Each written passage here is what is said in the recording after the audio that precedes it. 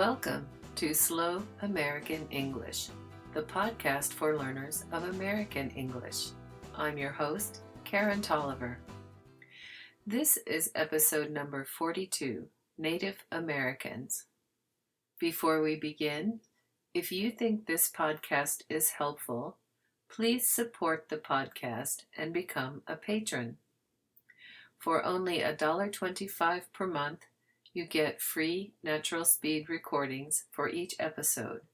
For $2.50 per month, you get the natural speed recordings plus free exercise worksheets for each episode, including answer keys. To become a patron, visit www.patreon.com/slowamericanenglish. Also, buy Slow American English workbooks on Amazon.com. Workbooks contain all the transcripts and exercise worksheets for each episode for an entire year, 12 episodes in each workbook. In addition, you can become a website subscriber for free at www.slowamericanenglish.net. Find free transcripts there, plus links to become a patron and to buy workbooks. Subscribe to the podcast feed via Apple Podcasts, Android, Google Play, Stitcher, TuneIn, and any other RSS feed reader. Contact me directly via email at info@slowamericanenglish.net. Now for the podcast. Native Americans are descended from people who came to the Americas from Asia more than 12,000 years ago. These ancient people traveled into what is now Alaska over a land bridge that doesn't exist anymore. Descendants of these people eventually settled North, Central, and South America before European settlers arrived in the 15th century. European settlement began with an expedition led by Christopher Columbus. Columbus was an Italian explorer whose trips were financed by Spain. His ships arrived in what is now the Bahamas in 1492. Therefore, the time before this expedition arrived is known as pre-Columbian. Because Columbus was searching for a route to India, and because Europeans didn't know then that the Americas existed, Columbus thought he had arrived in India. For that reason, he called the people he met who were living there at the time Indians. It is also why an area of the Caribbean is called the West Indies today. The Europeans eventually gave the name Indians to all the indigenous people who lived in the Americas, including all the tribes who lived in what is now the USA. Of course, this was not accurate. When Europeans realized this land was not India, they began calling it the New World. Indigenous people and their descendants are now known as Native Americans, and this is the preferred name today. The European explorers and settlers were very bad for the Native Americans. For one thing, a very large part of any Native American population died in a short time after meeting Europeans because of smallpox and other diseases carried from Europe.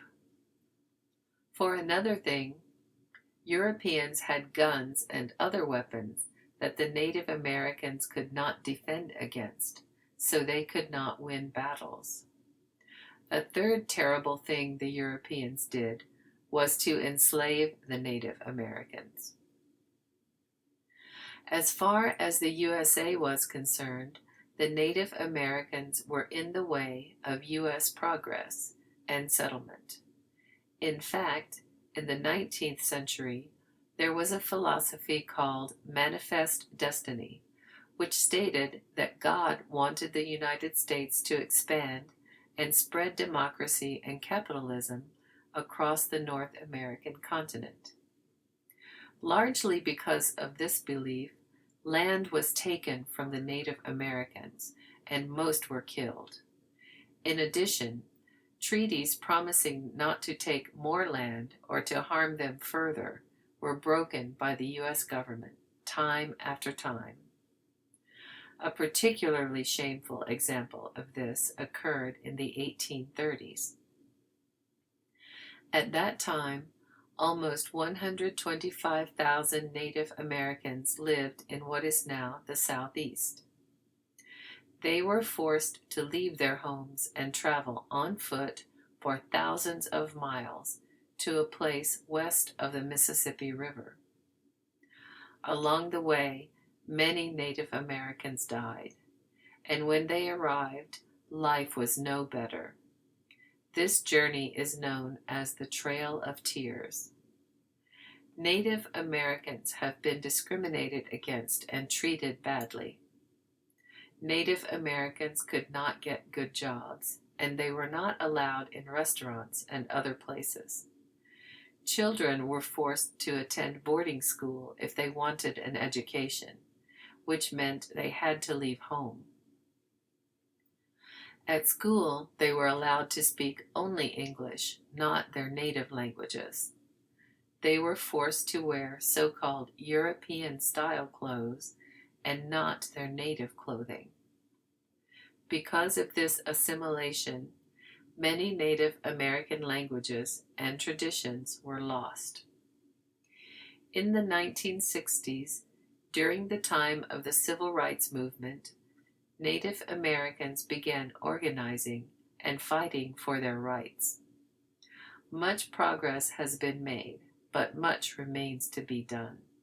Nowadays, there are over 5 million Native Americans in over 500 tribes in the United States.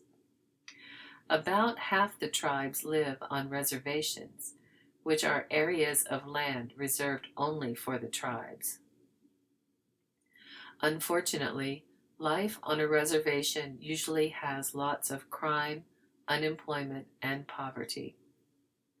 Of course, Native Americans have contributed and still contribute to modern society in many ways. For a very long free list of these, including some famous Native Americans, please visit my Patreon page at www.patreon.com/slowamericanenglish and download the bonus material for this episode. That's the podcast for this time. Slow American English is written and produced by Karen Tolliver. Copyright 2018. All rights reserved. For a free transcript and to subscribe to the podcast, visit www.slowamericanenglish.net. You can also subscribe via Apple Podcasts, Google Play Music, TuneIn, and any other podcast feed reader. Theme music for this podcast is written and performed by S.W. Campbell and used by permission. Find more music by this artist at www.soundclick.com/SWCAMPBELL. This has been Slow American English. I'm Karen Tolliver. Thank you for listening.